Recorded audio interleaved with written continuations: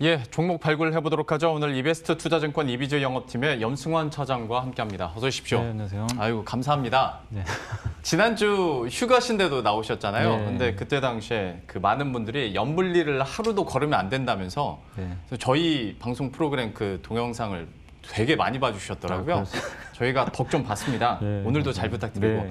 게임주를 준비하셨던데 사실 BBIG 얘기 한창 나왔을 때 네. BBIG 4개 업종 중에서 제일 못 간 거 꼽으라고 하면 솔직히 게임주였거든요. 맞아요. 그때까지는 별 반응도 없었고 신작이 뭐 나오는 게 없었으니까. 네. 근데 이제 좀 슬슬 좀 잡히는 것 같아요. 어떻게 보십니까? 그러니까 그게 이제 배터리 바이오 그다음 인터넷은 물론 뭐 종목마다 다르잖아요. 근데 네. 산업 전체가 계속 성장하는 건 누구나 알고 있잖아요. 예. 근데 게임은 성장을 안 한다는 게 아니라 이미 성장을 많이 했는데 여기서 더 성장할지 안 할지는 우리 한국만 봐도 게임 할 사람 지금 다 하고 있잖아요. 네. 그럼 여기서 뭐 더 할 사람이 있는 예. 것도 아니고 그 안에서 서로 땅 따먹기예요. 그렇기 때문에 게임주가 그 대열에 좀 밀렸다 이렇게 보시는 게 좋을 것 같아요. 그래서 항상 이제 뭐 앵커님도 질문 정말 잘해주셨는데 투자분들이 이렇게 항상 그 업종이나 종목을 보실 때 이 섹터가 계속 성장하는 그러니까 새로운 유저들이 계속 진입하는 섹터인지 아니면 그게 아니라 그 어떤 파이가 있는데 그 안에서 서로 그냥 땅 따먹기 하는 건지 네. 이게 되게 중요하거든요. 근데 거기서 게임존 대표적인 좀 땅 따먹기 업종이니까 인터넷에 비해서 당연히 할인을 받을 수밖에 없어요. 예. 그러니까 카카오가 50배가 넘잖아요, PER이. 근데 NC가 25배밖에 안 되거든요. 그러니까 그게 그 차이라고 좀 보시면 좋을 것 같고. 근데 요새 근데 갑자기 또 게임주가 강세를 보이고 있어서 저도 이거 좀 왜 준비를 했냐면 또 요즘에 게임주 많이들 물어보셔가지고 한번 네. 좀 준비를 해봤는데 게임 업종은 되게 단순합니다. 그러니까 이걸 아시는 분도 계시고 또 최근에 주린이 분들 같은 경우는 게임 업종에 대해서 또 생소하니까 어려울 수 있는데 일단 게임은 대표적인 그 경기 방어 업종입니다. 네. 그러니까 경기를 전혀 안 타요. 뭐 당장 내가 그러니까 우리나라 경제가 안 좋아져도 게임 할 사람은 하고 네. 오히려 그 이게 경기가 안 좋거나 그러면 사람들이 스트레스를 많이 받으니까 네. 게임을 더 많이 합니다. 네, 그래서 그렇죠. 약간 이제 대표적인 좀 경기 방어 업종이다.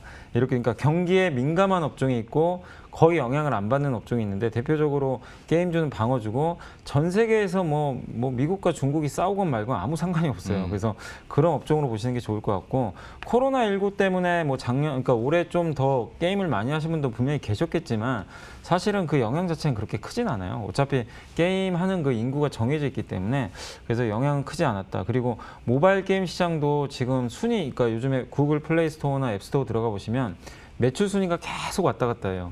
그러니까 이게 게임 시장의 그 경쟁이 정말 치열합니다. 엊그저께만 해도 넷마블이 만들었던 그 세븐나이츠 2가 리니지 2M을 제치고 매출 순위 2위까지 갔다가 다시 3위로 내려왔거든요. 그러니까 그 정도로 영원한 강자도 약자도 없는 그런 흐름들이 좀 이어지고 있는데 근데 게임주를 보실 때 제일 중요한 게 그 IP라 그래가지고요. 이제 지적재산권. 네. 그러니까 NC소프트는 리니지라는 확실한 뭔가 지적재산권을 가지고 있고 네. 웹제는 R2하고 뮤라는 그 게임 지적재산권을 갖고 있고 그다음 넥슨은 아시겠지만 던전 앤 파이터 아니면 바람의 나라 이런 걸 또 갖고 있고 그 다음에 이제 뭐 컴투스 같은 경우는 서머너즈 워라는 이제 네. 그 뭐 5년 전에 나왔던 게임인데 그게 아직도 히트를 하고 있거든요. 그러니까 그 각각의 게임 회사마다 이런 고유한 흥행했던 IP를 갖고 있는 회사는 이걸 가지고 뭐든지 다 할 수가 있어요. 근데 이런 게 없는 기업도 있어요. 게임 회사 중에. 그러니까 그런 기업들보다는 확실한 이제 검증된 IP를 갖고 있는 그런 기업들 위주로 좀 보시면 좋을 것 같고 마지막으로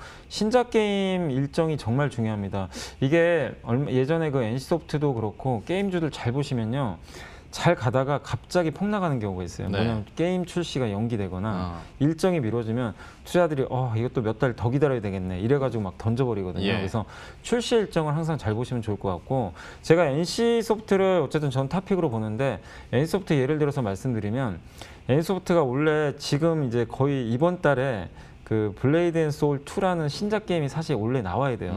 이번 달입니다. 네. 근데 8월 달에 그 우리 한국에서 그 이 코로나 확진자 급증을 했잖아요. 네. 그때 이제 다 재택근무 들어갔거든요. NC도 그러다 보니까 개발을 제대로 할 수가 없었어요. 그래서 이게 그 뭐 공식적으로 이제 언급은 됐지만 내년 한 1분기 말이나 2분기 초로 연기가 돼 버렸어요. 그러니까 그런 게 그때 나오다 보니까 그 당시에 그 NC소프트 주가가 75만 원대까지 급락을 해서 이게 100만 원까지 갔던 기업이잖아요. 근데 지금 어떻게 됐냐면 다시 85만 원, 6만 원 왔거든요. 왜 그러겠습니까? 출시가 연기된 거지 없어진 건 아니에요. 네. 그러니까 결국엔 그런 악재들이 나왔을 때 여러분들이 게임 일정이 어쩔 수 없이 연기된 거라면은 그때가 정말 절호의 매수 찬스예요, 사실은. 근데 그거를 이제 대부분은 또 반대로 하시더라고요. 그러시면 안 되고 항상 그 게임주는 출시 일정이 연기되더라도 그 내용 자체가 문제 없으면 오히려 그때가 기회가 된다. 그리고 내년 이제 2월이나 3월에 나올 텐데 제가 위메이드를 예를 들면 위메이드의 미르4라는 게임이 25일 날 나왔어요. 11월. 네. 그 전에 주가가 계속 올라가는데 25일 당일 날부터 지금 계속 빠져요. 출시 하기 전엔 파셔야 돼요. 대부분 그렇죠. 네, 미리 다 올라가요. 뭐 사전 예약 몇백만 명 이래가지고 네. 주가 올라가는데 실제로 미르포도 기대보단 그렇게 엄청난 흥행은 아니에요. 그러니까 뚜껑은 열어봐야 됩니다. 그래서 항상 출시일 전에라도 꼭 파시는 게 좋습니다. 그리고 예. 나중에라도 출시하고 나서 흥행을 하는 거 보고 다시 사도 돼요. 네. 절대 안 늦어요. 근데 우리가 예상치 않게 흥행을 못하면 데미지가 엄청나게 크거든요. 그래서 게임주 항상 매매하실 때는 정말 이게 스케줄을 잘 관리하셔서 매매하실 필요가 있을 것 같고 저는 이제 아까 말씀드렸지만 NC랑 컴투스 좀 계속 관심 갖자 이렇게 좀 말씀드리고 싶고 NC는 리니지 M과 2M이 어쨌든 계속 1, 2위 하면서 장기 흥행가도 달리고 있고 2020년 1분기에 불소2가 출시가 이제 예정이 돼 있고요. 또 거기다가 리니지 2M이 그 우리 한국에 나와 있지만 대만에도 이제 나와요. 네. 그래서 대만 기대감이 있으니까 관심 있게 보시고 마지막으로 컴투스는 서머너즈와라는 게임이 5년 전에 나왔는데 지금도 연간 1,000억 원씩 이게 벌어져요. 그러니까 이걸 기본으로 해가지고 내년 2월에 이제 결정이 됐어요. 서머너즈워 100년 전쟁이라는 새로운 게임이 나오고 그 다음에 내년 하반기 정도에 서머너즈워 클로니클이라고 MMORPG가 차례로 나옵니다.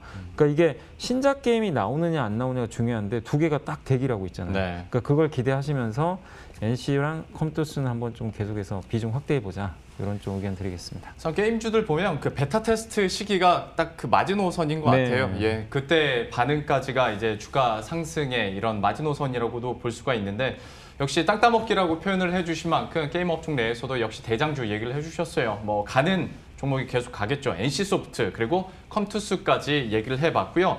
조금 다른 얘기, 미국의 주파수 경매가 다음 주에 있는데 이것과 관련해서도 좀 투자 전략을 갖고 오셨다고 들었거든요. 좀 포인트 설명해 주시죠. 사실 그 5G 통신 장비 개인 투자분들이 정말 많이 매매를 하세요. 가지고 계시고 근데 너무 좀 주가 안 좋았잖아요. 최근에. 그래서 많은 분들이 저도 상담을 받아봤는데 결국 이것도 똑같아요. 그러니까 그 아까 게임도 마찬가지지만 5G도 결국 이게 수주 산업이에요. 이거는 네. 수주 산업이니까 누가 수주를 그러니까 발주를 하느냐 마치 그 해운사가 조선사에 배를 발주하는 것처럼 이 통신사나 뭐 삼성전자나 아니면 뭐 이런 회사들이 발주를 해줘야 되는데 그런 발주 스케줄이 나와야 됩니다. 그래서 우리 한국으로 치면 2018년도 말에 주파수 경매가 끝난 후에 네. 2019년도에 대규모 통신 장비 발주가 나와서 KMW가 8배가 갔어요. 주가가. 네. 기억하실 거예요.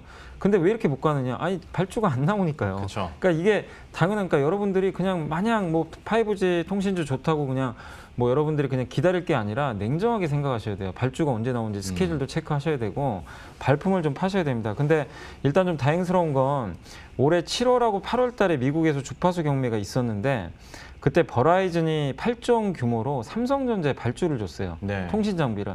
이게 사실은 그 에릭슨이 따낼 줄 알았고, 그러니까 노키아가 따낼 줄 알았거든요. 많은 분들이. 근데 삼성전자가 따내고 깜짝 놀란 거예요. 그래가지고 이제 그때 통신 장비주가 한번 급등한 적이 있는데 이제 12월 8일 경으로 이게 정확한 날짜가 12월 8일인지는 제가 모르겠으니까 그러니까 확인해 본 바로는 8일로 저는 알고 있는데 네. 아마 다음 주 8일 아니면 9일경 같아요.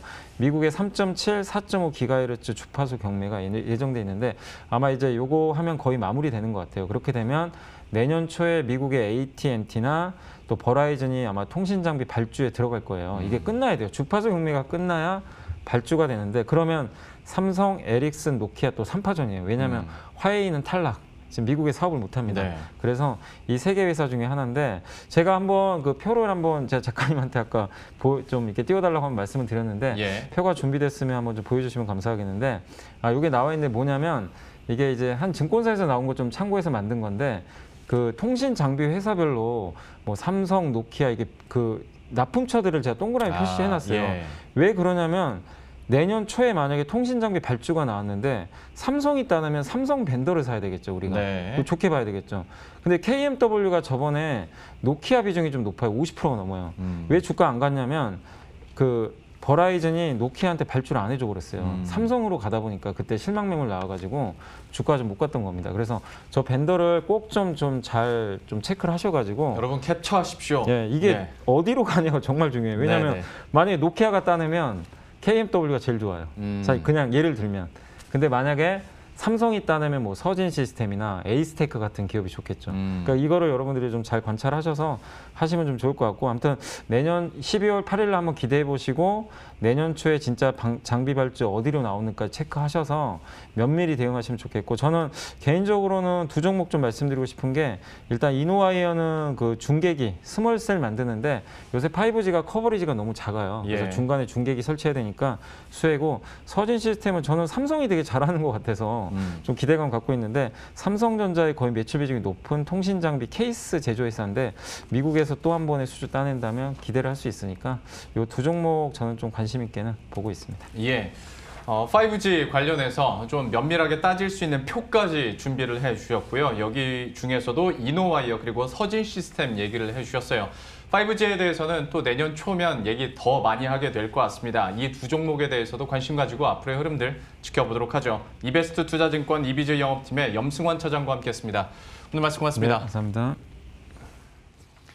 예, 그럼 저희도 여기서 인사드리도록 하겠습니다. 시장 상황 어떻게 올라가는지 한번 체크를 해보도록 하죠. 코스피 여전히 1.5% 강세권 2673선 지나가고 있고요. 코스닥도 힘을 내주고 있네요. 0.76% 강세 기록하면서 이제 900선도 저 눈앞에 있는 듯 보입니다. 아무래도 시가총액 상위 종목들 보면 뭐 대형주들이 잘 가고 있고, 앞에서도 언급드렸지만 전체 시장에서 비중 30%를 차지하고 있는 삼성전자 우선주, SK 하이닉스까지 뭐 이렇게 올라버리니 지수 자체도 당연히 강한 상승 흐름을 기록할 텐데요.